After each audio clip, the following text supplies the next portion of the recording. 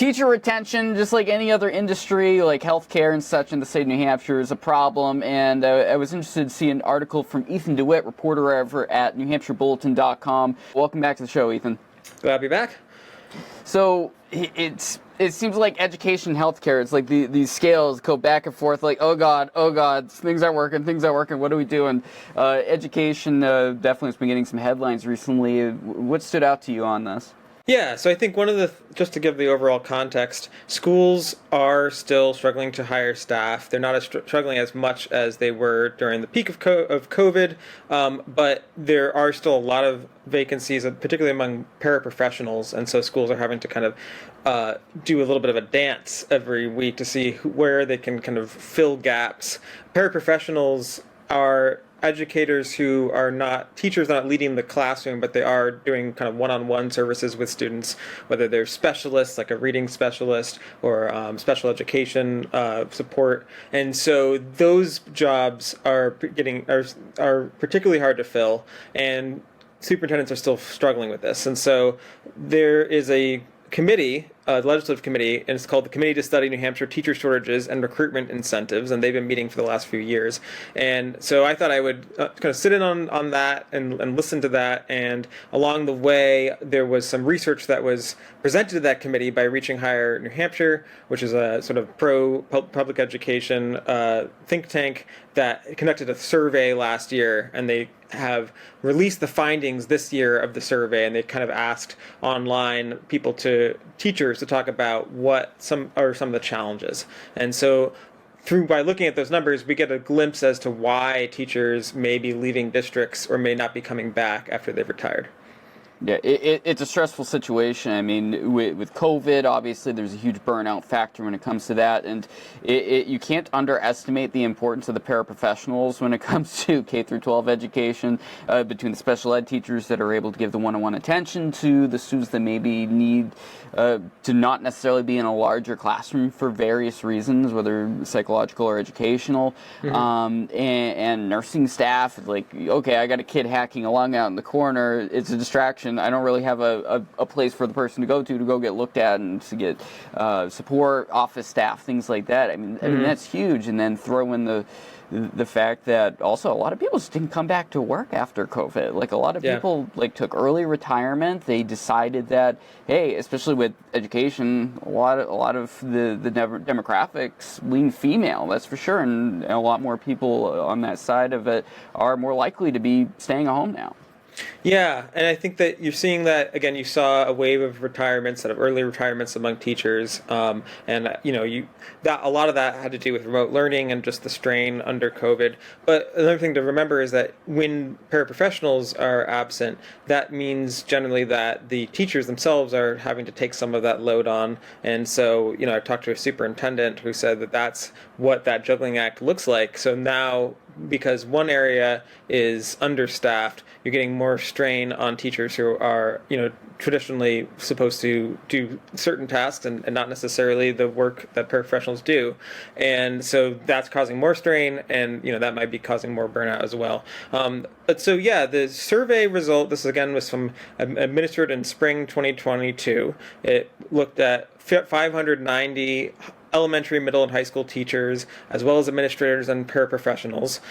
It's not a randomized study. It's not necessarily representative, but it is interesting, based on kind of some of the responses. And it found kind of an almost even split among some of the reasons why teachers are leaving. One of them was an overarching concern with the school's climate. The other one was a perceived lack of administrative support, and another one was low pay, which has been a consistent issue, especially with paraprofessionals. So I thought it was interesting. There's not one key reason, but it's kind of a mix of all of these things. And some of what we have seen in the last few years with COVID has driven a lot of that. Yeah, and I mean the pay side is definitely an important thing. It's brought up a lot, obviously, by the unions. That's their job. They're there to negotiate to make sure those they represent are getting the most pay that they can, because that's their job. But New Hampshire, generally speaking, though, is pretty well on when it comes to teacher pay, correct?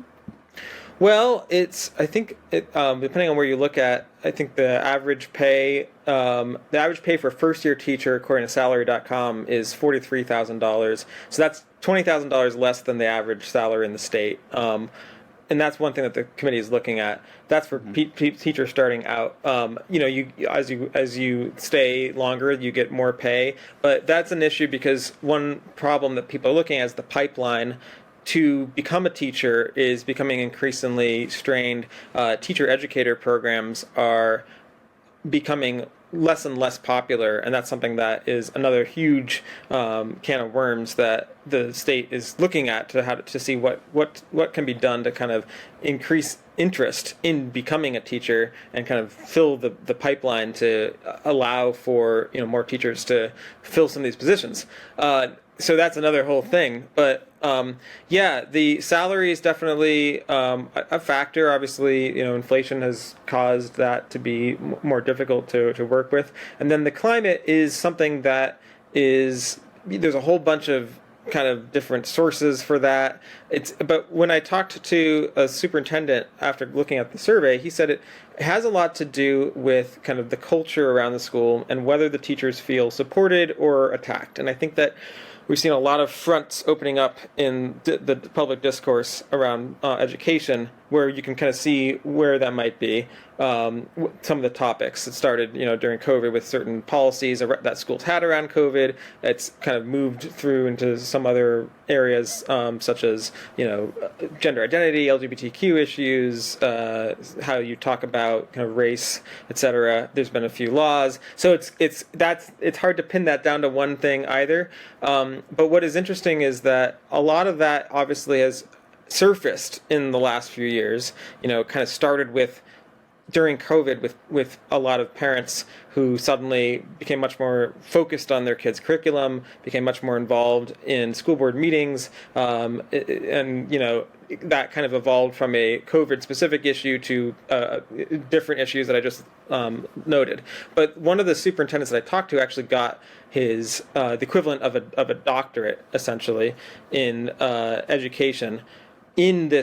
He wrote a thesis about teacher shortages in New Hampshire, and he did that before COVID. He did it the year before COVID that he did his research. And so I think it's interesting to note that even before everything became so politicized and we're in this reality where every school board meeting is really heightened and pitched, and whole political campaigns are being run on kind of what is being taught in schools, he measured what was causing some of the satisfaction and dissatisfaction of teachers before all of that. And his findings were interesting because basically when he went about it, he wanted to look at what is causing teachers to leave. And then he decided, actually, the better question is what is causing teachers to stay. So he went to districts that had high retention and talked to the teachers there and kind of embedded there. And these were all in rural areas of the state. And one of his biggest conclusions was that community is a key way to make a teacher stay.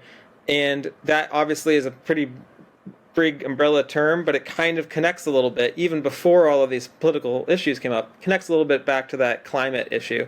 So basically, if a teacher is in a school, in a district, in a town where they feel kind of supported, that they feel that even if there are disagreements with parents, that everybody's kind of working on the same page, and that they are supported by their school administration, by their district administration, by the state itself, and by the community. Those are all the ingredients for them to want to stay. And he talked about talking to a teacher who could have gone to a district a few miles over that would give a pay raise of $20,000, and that teacher told him during his research that they don't want to do that because they actually really like the culture and the climate at their school that they were already at. It's an example of these are kinds of the intangible things that can really change how teachers stay, and some of these go beyond the classroom.